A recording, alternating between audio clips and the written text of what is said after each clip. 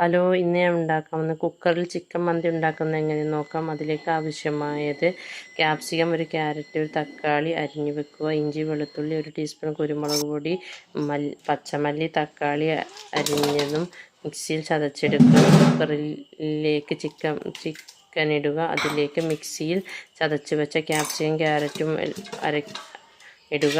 1/2 kilo അരി കൊണ്ടാണ് ഞാൻ വെക്കുന്നത്. അതിലേക്ക് 100 ഗ്രാം സൺഫ്ലവർ ഒഴിക്കുക. ഗ്രാമ്പു, പട്ട, ഏലക്ക, ആവശ്യത്തിന് ഉപ്പിട്ട് മിക്സിയിൽ ആവശ്യത്തിന് ഉപ്പിട്ട് അരമണിക്കൂർ പിടിക്കാൻ വെക്കുക.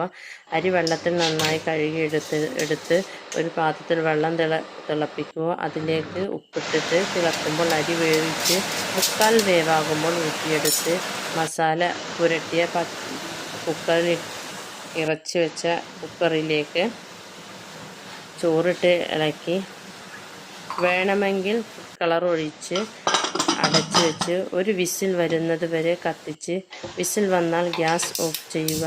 എടുത്തു നോക്കിയാൽ മന്തി റെഡിയായി. നിങ്ങൾക്ക് ഇഷ്ടപ്പെടുകയാണെങ്കിൽ ലൈക്ക് ചെയ്യാനും സബ്സ്ക്രൈബ് ചെയ്യാനും മറക്കരുത്.